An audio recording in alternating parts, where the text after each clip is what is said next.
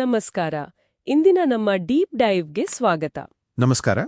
ಇವತ್ತು ನಾವು ಬೆಂಗಳೂರಲ್ಲಿ ನಡೀತಾ ಇರೋ ಒಂದು ತುಂಬಾನೇ ಮುಖ್ಯವಾದ ಉದ್ಯೋಗ ಮೇಳದ ಬಗ್ಗೆ ಮಾತಾಡ್ತಾ ಇದ್ದೀವಿ. ಹೌದು. ಇದನ್ನ the association of people with disability ಅಂದ್ರೆ APD ಸಂಸ್ಥೆ ನಡೆಸ್ತಿದೆ. ಜೊತೆಗೆ ಕರ್ನಾಟಕ ಸರ್ಕಾರದ ಜಿಲ್ಲಾ ಪಂಚಾಯತ್, ಬೆಂಗಳೂರು ನಗರ ಜಿಲ್ಲೆ ಕೂಡ ಕೈಜೋಡಿಸಿದೆ. ಇದು ಒಳ್ಳೆ ಸಹಯೋಗ ಅಲ್ವಾ? ಸರ್ಕಾರ ಮತ್ತು NGO ಜೊತೆಗೆ ಮಾಡ್ತಿರೋದು. ಖಂಡಿತ. ಇದರ ಮುಖ್ಯ ಉದ್ದೇಶ ಅಂದ್ರೆ ಕೌಶಲ್ಯ ಇರೋ ವಿಕಲಚೇತನ ಉದ್ಯೋಗಾಕಾಂಕ್ಷಿಗಳನ್ನ ಒಂದೇ ಕಡೆ ತರೋದು. ಹೌದು. ಹಾಗೆ ದೊಡ್ಡ ದೊಡ್ಡ ಕಂಪನಿಗಳನ್ನು ಅಲ್ಲಿಗೆ ಕರೆತರೋದು. ಬನ್ನಿ ಇದರ ಬಗ್ಗೆ ಇನ್ನಷ್ಟು ತಿಳ್ಕೊಳ್ಳೋಣ. ಹೌದು. ಇದು ನೀವು ಹೇಳದ ಹಾಗೆ ಕೇವಲ ಉದ್ಯೋಗ ಕೊಡೋ ಕಾರ್ಯಕ್ರಮ ಮಾತ್ರ ಅಲ್ಲ. ಇಂಥ ಉಪಕ್ರಮಗಳಿದೆಯಲ್ಲ, ಇದು ಸಮಾನ ಅವಕಾಶ ಸೃಷ್ಟಿಸುತ್ತೆ. ಅದಕ್ಕಿಂತ ಹೆಚ್ಚಾಗಿ ಕಂಪನಿಗಳಿಗೆ ಸಾಮಾನ್ಯವಾಗಿ ಗಮನಕ್ಕೆ ಬರ್ದಿರೋ ಟ್ಯಾಲೆಂಟ್ ಪೂಲ್ ಸಿಗತ್ತೆ. ಓ ಹೌದು. ನಿಜವಾದ ಇನ್ಕ್ಲೂಸಿವಿಟಿ ಅಂದ್ರೆ ಬಹುಶಃ ಇದೆ ಅನ್ಸುತ್ತೆ. APD ಅವರು ಈ ನಿಟ್ಟಿನಲ್ಲಿ ತುಂಬಾ ವರ್ಷಗಳಿಂದ ಕೆಲಸ ಮಾಡ್ತಿದ್ದಾರೆ. ಹೌದು, ಅವರ ಕೆಲಸ ಶ್ಲಾಘನೀಯ. ಸರಿ, ಹಾಗಾದ್ರೆ ಇದರ ಬೇಸಿಕ್ ಡೀಟೇಲ್ಸ್ ನೋಡೋಣವಾ? ಖಂಡಿತ. ಈ ಇನ್ಕ್ಲೂಸಿವ್ ಜಾಬ್ ಫೇರ್ 2025 ಅಂತ ಹೆಸರಿಟ್ಟಿದ್ದಾರೆ. ಇದು ನಡೆಯೋದು ಜುಲೈ 5, 2025. ಅಂದ್ರೆ ಶನಿವಾರ. ಹೌದು, ಶನಿವಾರ. ಟೈಮಿಂಗ್ಸ್ ಬೆಳಗ್ಗೆ 9ರಿಂದ ಸಂಜೆ 4ವರೆಗೆ ಅಂತ ನೋಟಿಫಿಕೇಶನ್ ಅಲ್ಲಿದೆ. ಓಕೆ, ಬೆಳಗ್ಗೆ 9ರಿಂದ ಸಂಜೆ 4. ಸ್ಥಳ APD ಮುಖ್ಯ ಕ್ಯಾಂಪಸ್, 6ನೇ ಕ್ರಾಸ್, ಹಚಿನ್ಸ್ ರಸ್ತೆ.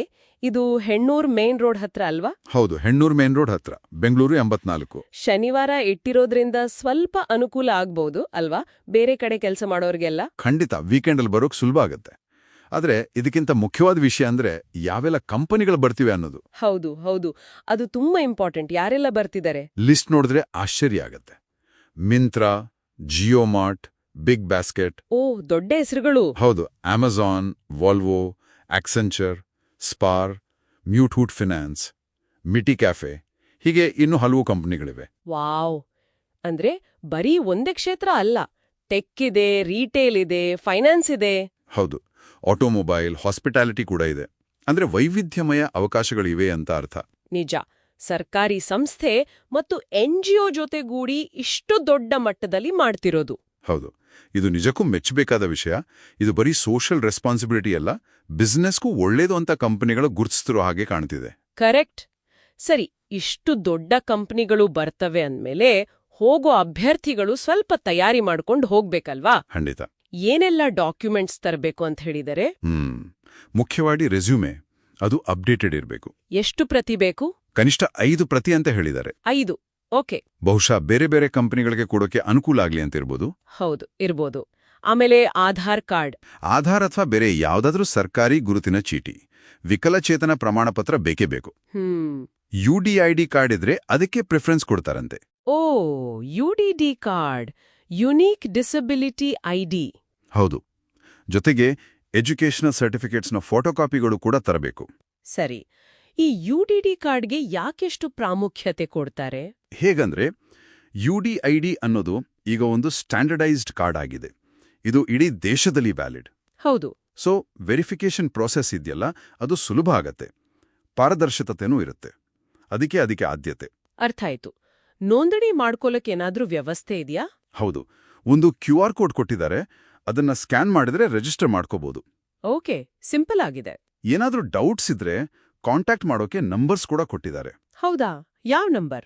80507-31466 ಮತ್ತೆ 9916454428.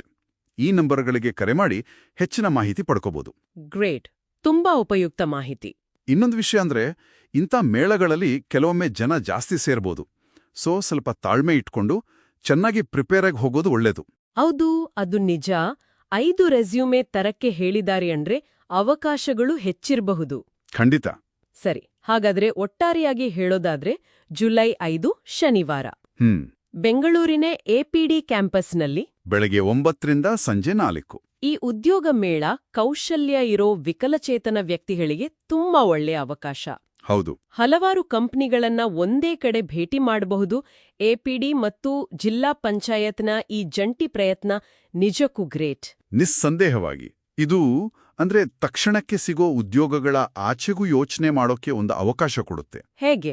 ಅಂದ್ರೆ ಇಂತಹ ಫೋಕಸ್ಡ್ ಜಾಬ್ ಫೇರ್ಗಳು ಕೇವಲ ಆ ದಿನದ ನೇಮಕಾತಿಗೆ ಮಾತ್ರ ಸೀಮಿತ ಆಗಲ್ಲ. ದೀರ್ಘಾವಧಿಯಲ್ಲಿ ಕಾರ್ಪೊರೇಟ್ ಸೆಕ್ಟರ್ನಲ್ಲಿ ವಿಕಲಚೇತನರ ಬಗ್ಗೆ ಇರೋ ಧೋರಣೆಗಳ ಮೇಲೆ ಇದು ಹೇಗೆ ಪ್ರಭಾವ ಬೀರ್ಬೋದು? ಹೌದು, ಆ ಪರ್ಸೆಪ್ಷನ್ ಚೇಂಜ್ ಆಗ್ಬೇಕು. ಖಂಡಿತ.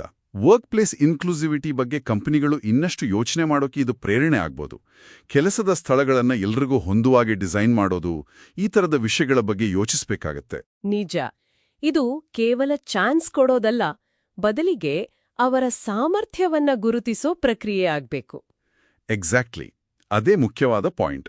ಈ ವಿಡಿಯೋಗಾಗಿ ನಿಮ್ಮ ಅಮೂಲ್ಯವಾದ ಸಮಯವನ್ನು ನೀಡಿದ್ದಕ್ಕೆ ಧನ್ಯವಾದಗಳು. ನಿಮಗೆ ಈ ವಿಡಿಯೋ ಇಷ್ಟವಾದಲ್ಲಿ ದಯವಿಟ್ಟು ಲೈಕ್ ಮಾಡಿ, ನಿಮ್ಮ ಅನಿಸಿಕೆಗಳನ್ನು ಕಾಮೆಂಟ್ ಮಾಡಿ ಮತ್ತು ನಿಮ್ಮ ಸ್ನೇಹಿತರು ಹಾಗೂ ಸಂಬಂಧಿಕರೊಂದಿಗೆ ಹಂಚಿಕೊಳ್ಳಿ.